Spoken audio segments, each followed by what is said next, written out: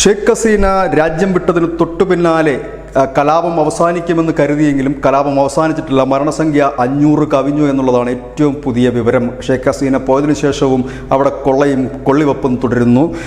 മന്ത്രിമാരെല്ലാം തന്നെ രാജ്യം വിട്ടു എന്നുള്ള വാർത്തയും പുറത്ത് വരുന്നുണ്ട്. ഇതിനിടയിൽ അവിടുത്തെ സുപ്രീം കോടതി ബാർ അസോസിയേഷൻ ഇന്ത്യയോട് ഒരു വിചിത്രമായ കാര്യമാണ് ആവശ്യപ്പെട്ടിരിക്കുന്നത്. മനുഷ്യാവകാശ ലംഘനത്തിൻ്റെ പേരിൽ ഷെയ്ഖ് ഹസീനയെ അറസ്റ്റ് ചെയ്ത് തങ്ങൾക്ക് കൈമാറണം എന്നാണ് bar association president MM Mehboob Uddin ആവശ്യപ്പെട്ടിരിക്കുന്നത്. ധാക്ക ട്രിബ്യൂണാണ് ഈ വാർത്ത റിപ്പോർട്ട് ചെയ്തിരിക്കുന്നത്.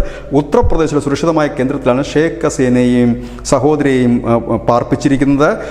അതിനിടയിൽ ഹിന്ദുക്കളടക്കം ഒരു പലായനത്തിൽ തയ്യാറെടുക്കുന്നുള്ള വാർത്തകൾ പുറത്തു വരുന്നു. പഞ്ച്ഗഡ്, ദിനാജ്പൂർ, ബഗുര, രംഗ്പൂർ, ഷെർപൂർ, കിഷോർഗഞ്ച്, സിറാജ്ഗഞ്ച്, മുദ്ര തുടങ്ങിയ വിവിധ ജില്ലകളിൽ ഹിന്ദുക്കൾക്കെതിരെ ആക്രമണം ഇപ്പോഴും ശക്തമായി തന്നെ തുടരുന്നൊരു സാഹചര്യം.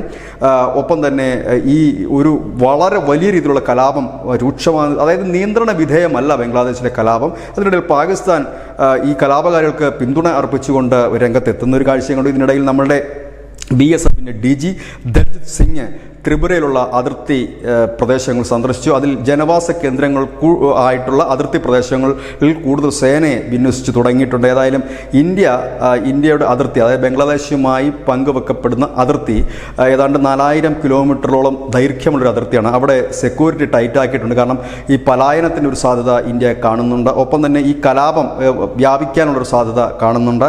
ഇത്തരത്തിലൊക്കെയാണ് കാര്യങ്ങൾ മുൻപോട്ട് പോകുന്നത്. ഏതായാലും മന്ത്രിമാരൊക്കെ നാട് വിട്ടിട്ടുണ്ട്. എങ്ങോട്ടാണ് പലായനം ചെയ്തതെന്ന് അറിയില്ല. ഒരുപക്ഷെ ഇന്ത്യയിൽ തന്നെയാണോ അഭയം തേടിയതെന്ന് ആർക്കും ഒരു അറിവില്ല. പക്ഷേ ഹിന്ദുക്കൾക്കെതിരെ വ്യാപകമായ രീതിയിൽ ആക്രമണം, അങ്ങനെ ആ ഹിന്ദുക്കളുടെ ഒരു പലായനം രാജ്യം പ്രതീക്ഷിക്കുന്നു. ഒപ്പം തന്നെ ഇപ്പോൾ ഈ ഇന്ത്യക്കെതിരെ ഷെയ്ഖ് ഹസീനെ വിട്ടുകിട്ടണമെന്നൊരു ആവശ്യം ഇപ്പോൾ സുപ്രീം കോടതി ബാർ അസോസിയേഷൻ തന്നെ മുൻപോട്ട് വെച്ച സ്ഥിതിക്ക് ഒരുപക്ഷെ ഈ പ്രക്ഷോഭം നടത്തുന്നവർ ആ ആവശ്യം ഉന്നയിച്ചുകൊണ്ട് ഉള്ള ഒരു മൂവ്മെൻറ്റ് നടത്താനുള്ള സാധ്യതയും സൈന്യം തള്ളിക്കളയുന്നില്ല. ഏതായാലും അതിർത്തിയിൽ ഇത് കഴിഞ്ഞ 3 ദിവസത്തിനുള്ളിൽ 2ാം തവണയാണ് BSFിൻ്റെ സൈനിക മേധാവി എത്തുന്നത്. കഴിഞ്ഞ ദിവസം അദ്ദേഹം കൊൽക്കത്തയിൽ എത്തിയിരുന്നു. സൈനിക മേധാവികളുമായി കൂടിക്കാഴ്ച നടത്തി. തൊട്ടു പിന്നാലെ ഇപ്പോൾ ബംഗാൾ കഴിഞ്ഞാൽ ത്രിപുര ആണ് ഈ ബംഗ്ലാദേശുമായി അതിർത്തി പങ്കിടുന്ന, ഇല്ലെങ്കിൽ ഏറ്റവും കൂടുതൽ ദൈർഘ്യമേറിയ അതിർത്തിയുള്ളൊരു സംസ്ഥാനം ത്രിപുരയാണ്. അതുകൊണ്ടാണ് ഈ 2 സ്ഥലത്തും ഈ സൈനിക മേധാവികൾ തന്നെ മുന്നൊരുക്കങ്ങൾ വിലയിരുത്തിയിരിക്കുന്നത്. News desk news India Malayalam.